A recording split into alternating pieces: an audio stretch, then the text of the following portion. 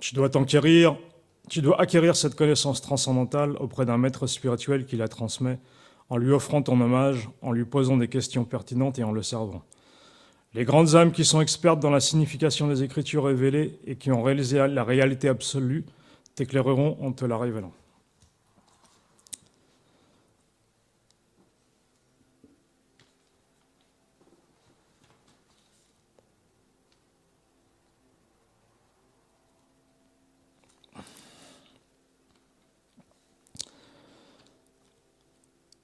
En fait, Krishna, là, il nous indique que le moyen le plus sûr d'obtenir la connaissance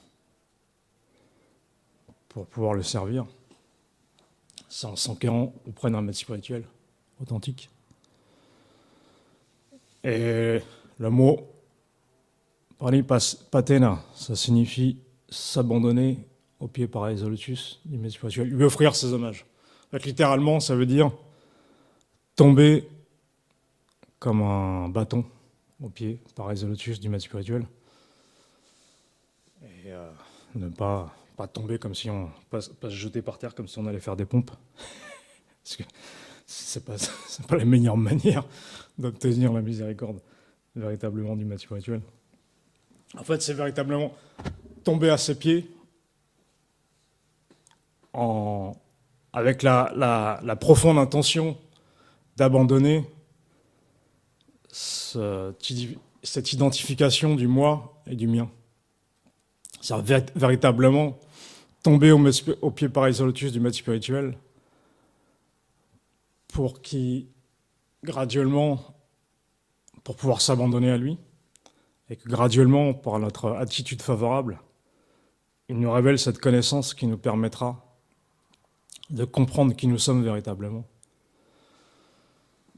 Car, dû aux activités karmiques qu'on a effectuées depuis de nombreuses vies, en fait, on a un certain nombre d'entre nous en tout cas, le résultat, ça nous a amené à avoir un attachement profond pour ce corps grossier, ce corps subtil. Donc, avec un désir sincère de s'abandonner au pied pareil au lotus du maître spirituel, on va pouvoir recevoir cette connaissance dans un premier temps, Sambandhagyan, qui est la connaissance générale en fait, qu'on est tous des serviteurs éternels du Seigneur suprême, c'est notre nature originelle et éternelle. Et deuxièmement, en fait, dans un deuxième temps, plus notre sincérité va accroître et plus notre désir sincère va accroître, en proportion, on va recevoir de plus en plus de connaissances, et cette connaissance, elle va être de plus en plus réalisée. On va voir en nous se manifester Vishesh Sambandhagan, c'est-à-dire la réalisation de notre relation personnelle avec le Seigneur suprême. Et en fait, cette révélation, notre relation, elle sera obtenue véritablement en développant une attitude la plus soumise en fait au pied pareil au lotus du maître spirituel, et vraiment avec cette attitude de se donner et de s'abandonner afin que le maître spirituel soit satisfait de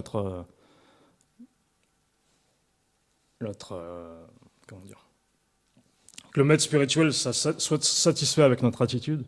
Et plus le maître spirituel sera satisfait avec notre attitude, plus il va nous révéler cette connaissance de qui on est véritablement. Et plus ce désir va accroître dans notre cœur, et plus on va développer aussi le désir simultanément de chanter les saints noms sans offense. En fait, on peut voir dans la vie spirituelle, il y a des obstacles qui sont là. qui vont se dresser sur notre chemin de l'évolution spirituelle. Et notre devoir, véritablement, c'est de tout faire avec la plus grande sincérité pour éliminer ces obstacles. Et c'est véritablement de cette manière-là, si on développe ce désir de le faire plus que de notre mieux, en fait, pour éliminer ces obstacles, c'est comme ça qu'on fera plaisir en mode spirituel, et c'est comme ça qu'un jour, on pourra véritablement développer le goût pour le chant des saints noms et chanter sans offense. Et on voit en fait véritablement l'importance de l'attitude, encore une fois. On peut voir quand on regarde les divertissements du Seigneur Chaitanya Mahaprabhu, le Seigneur Chaitanya Mahaprabhu, tout dans son attitude nous enseigne comment servir les Vaishnavas et comment relationner avec les différents types de Vaishnavas. Il y avait un disciple de Madhavendra Puri, qui est le maître spirituel de Chaitanya Mahaprabhu, qui s'appelait Ramachandra Puri.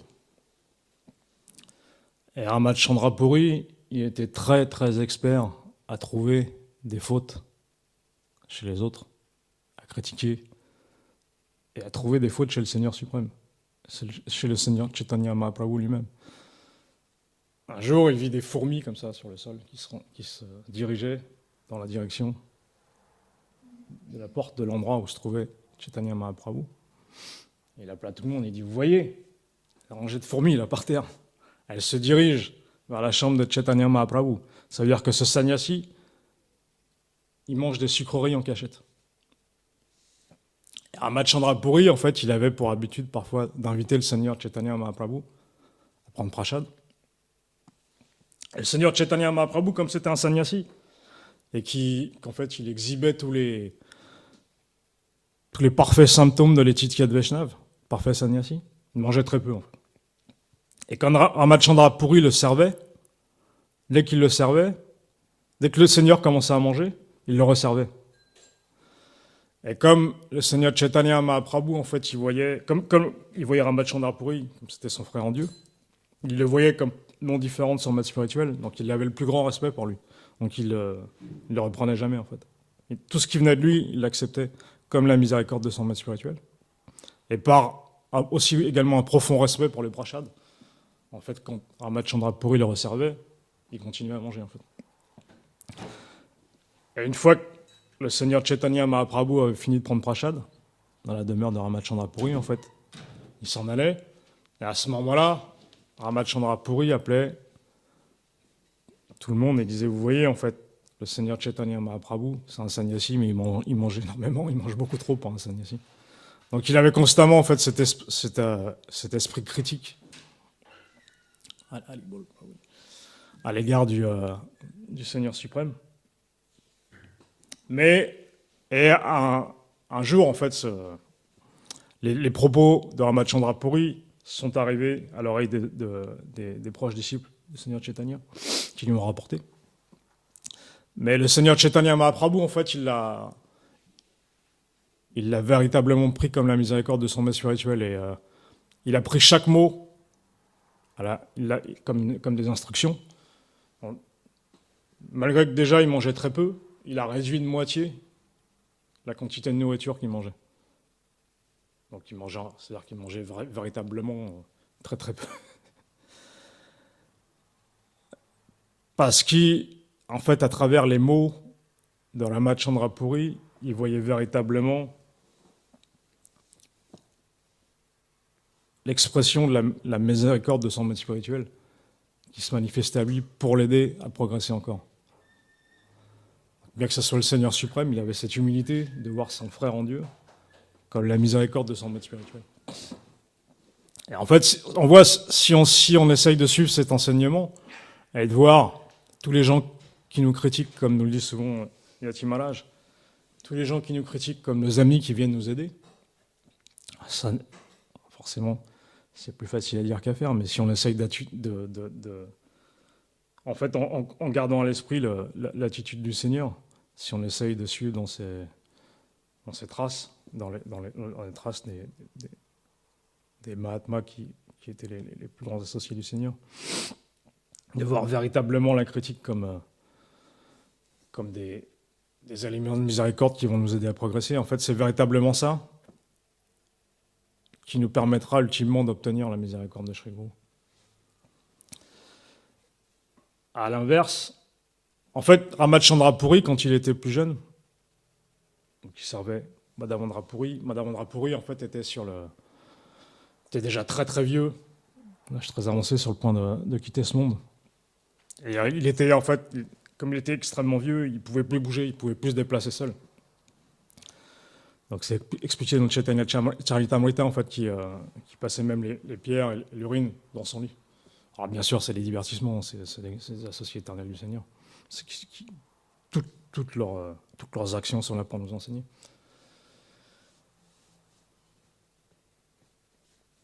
Ah non, pardon, excusez-moi, j'ai fait une erreur en fait. Non, c'est pas, j'ai mélangé, pardonnez-moi.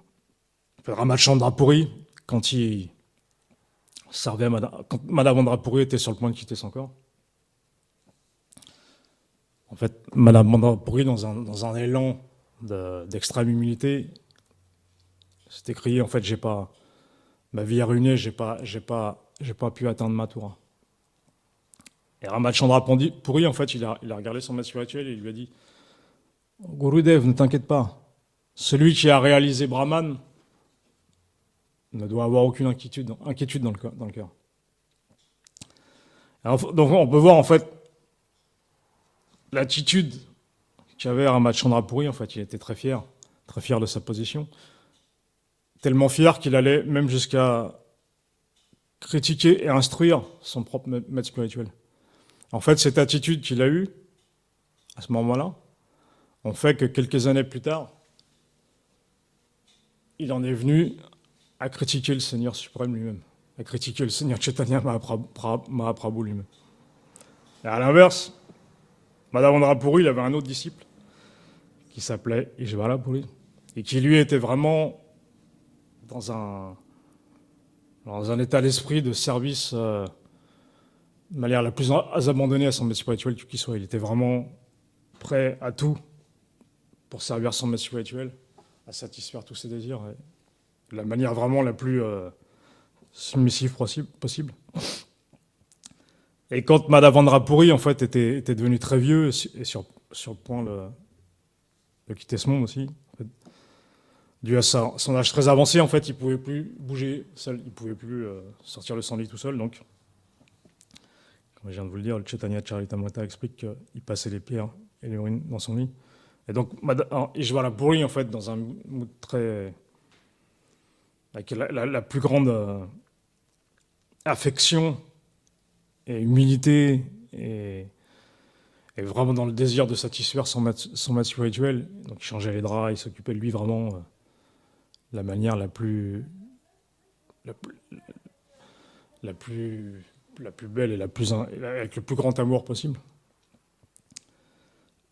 Et quand Ishvara Puri est lui-même devenu très vieux, quand il chantait les saints noms, en fait, il pouvait voir les divertissements de Radha et Krishna se dérouler devant lui. Et il pouvait se voir, lui, dans sa swarup éternelle, le gopi, prendre part à ces divertissements. Et cette réalisation lui a été donnée, a été le résultat de son attitude qu'il avait eue précédemment avec son maître spirituel. Vraiment cette attitude de service, une attitude de service qui était vraiment développée au plus profond de son cœur avec la plus grande humilité. Donc on peut voir, en fait, à travers cet exemple, deux disciples, deux états d'esprit différents, deux moods différents, deux résultats différents. Et en fait, les enseignements à prendre de ce divertissement, c'est que c'est véritablement notre manière de nous comporter aujourd'hui avec les Vaishnavas, avec le maître spirituel, qui vont déterminer notre état de conscience dans le futur. Et c'est véritablement, en fait, c'est pour ça, si on en revient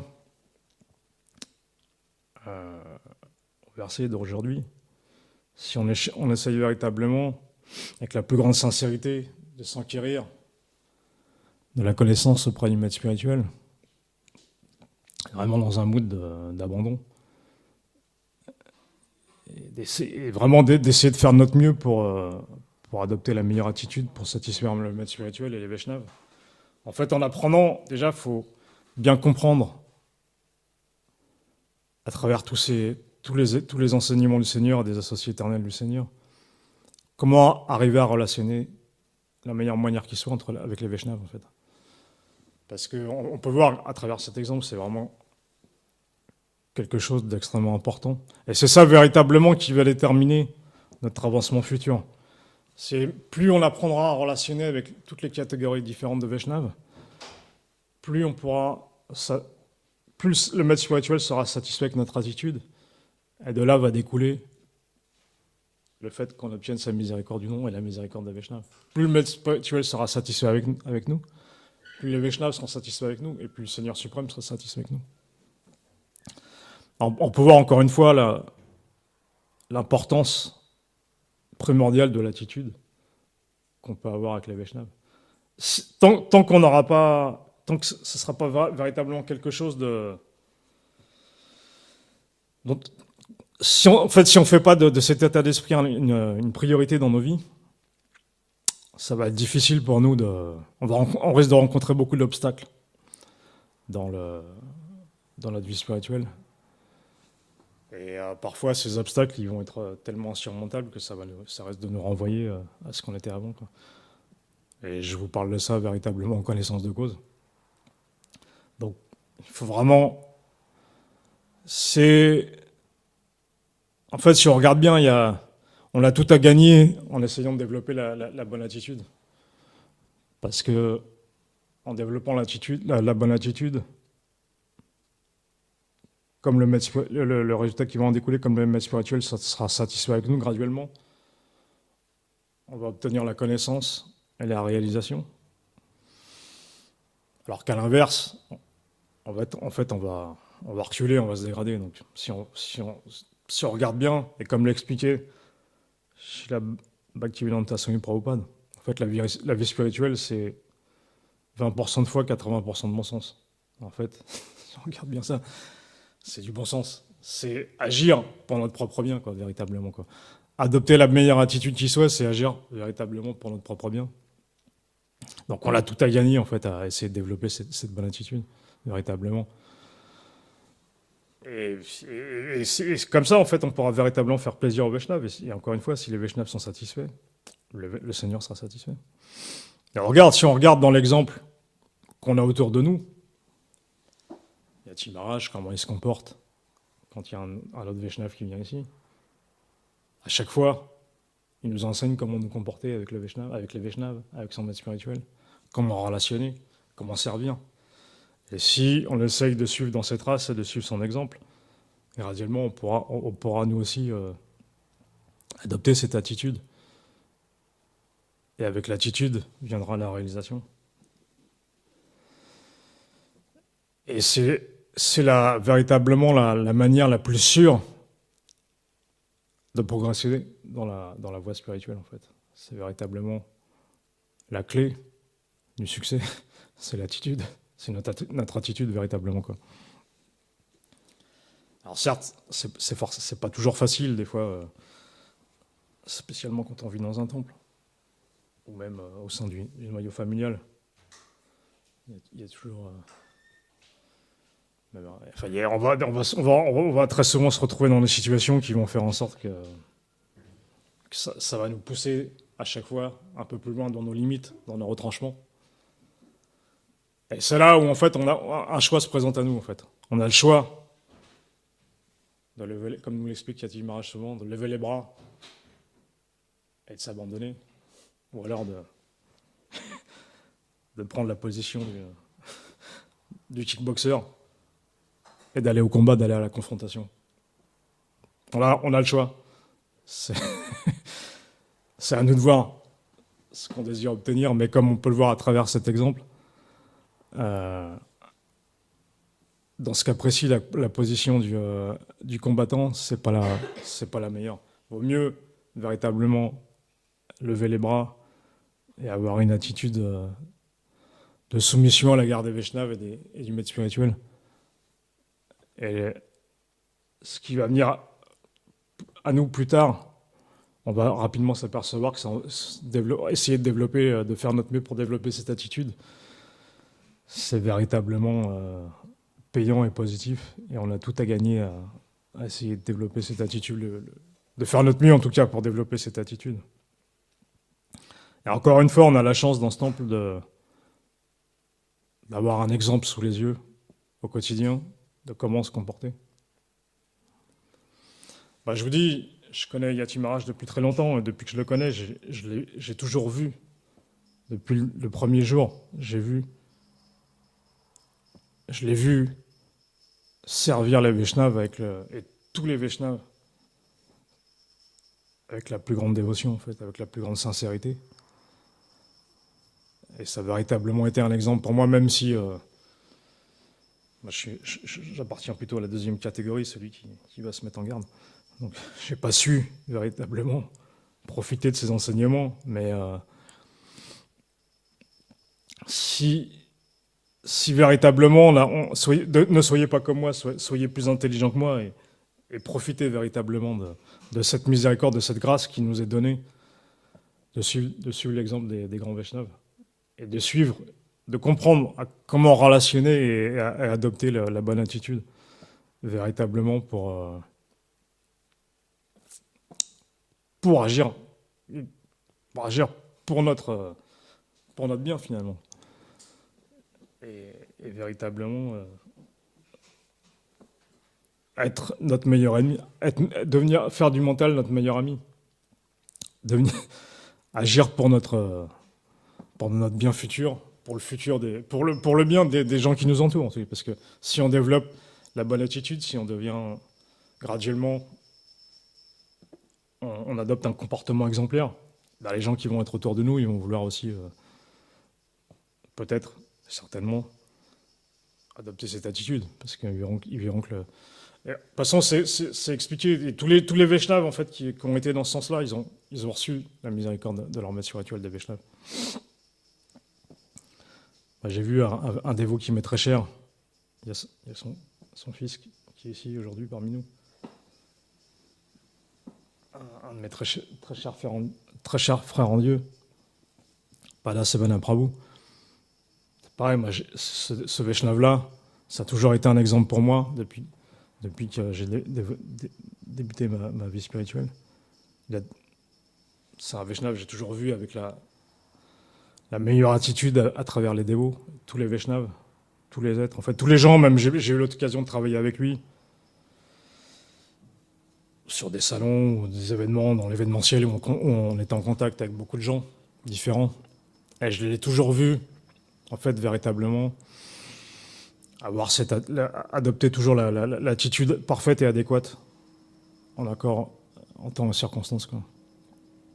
Vraiment expert à relationner avec les gens, se mettre à leur niveau, et toujours avec cette attitude de service. Et quand on a la chance de pouvoir s'associer avec un tel Vaishnav, en fait, ça déteint sur nous, en fait. Si on sait prendre sa miséricorde, graduellement, ça va déteindre sur nous, et nous aussi, on aura envie de devenir comme ça. Et ça, encore une fois, si on est dans un environnement comme ça, où tout le monde essaye d'adopter cette attitude, et les gens qui vont venir en contact après, aussi, ça va déteindre. Et ça fait, du coup, ce qui en résulte, c'est que ça développe vraiment une communauté forte, une communauté où les gens sont là véritablement pour être des serviteurs, apprendre à être des serviteurs, pour en retirer les plus grandes bénédictions qui soient, quoi. Et c'est ça véritablement qui va attirer les gens aussi, parce que les gens, si on regarde en fait dans ce monde, les exemples qu'on nous donne, les instructions qu'on reçoit, c'est d'être un petit maître, un petit dieu, et d'être, soit seul contre le monde. Mets-toi en garde et vas-y, quoi. Mais en étant comme ça, les gens, ils courent juste à leur perte, en fait, c'est juste se tirer une balle dans le pied. Mais finalement, la seule chose qu'on obtient en adoptant cette attitude, c'est la ruine. C'est au final l'autodestruction, quoi. Donc c'est à nous, on a ce libre arbitre, on a ce choix de décider si on veut aller vers la progression, si on veut aller vers la régression véritablement. Donc, et je sais que vous êtes tous des... Je suis entouré de gens très intelligents, donc vous allez me montrer l'exemple. En fait, véritablement, on est là pour tous pour apprendre les uns des autres. C'est pas... Il n'y a pas de question d'ancienneté ou de quoi que ce soit. C'est d'apprendre les uns des autres et d'essayer de voir, comme nous le dit souvent Yatim Maraj, de voir tous les dévots qui nous entourent comme supérieurs. À l'instar de l'exemple que nous a montré chez la Bhakti Puri Maharaj, chez la Bodhayan Maharaj, chez la Yati Swami. Donc on voit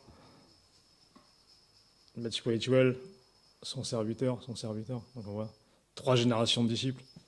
Et tous, ils ont développé cette profonde attitude de service, d'humilité, de très grande humilité, très grand respect à l'égard des Vaishnavas. Et tous, à travers ces 3 exemples, on peut voir qu'ils ont pleinement reçu la miséricorde dans leur maître spirituel et des Vaishnavas. Et c'est d'exemples, en plus, c'est des exemples qui marquent tout le monde, qui permettent à tous de progresser. Donc profitons en fait véritablement de cette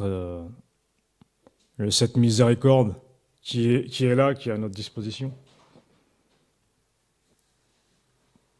pour suivre dans les traces des Vaishnavas et de progresser véritablement. Voilà ce que j'avais à vous dire aujourd'hui. Si vous voulez rajouter des commentaires, si vous voulez... Tu veux rajouter quelque chose? Une question? Gol Premanande.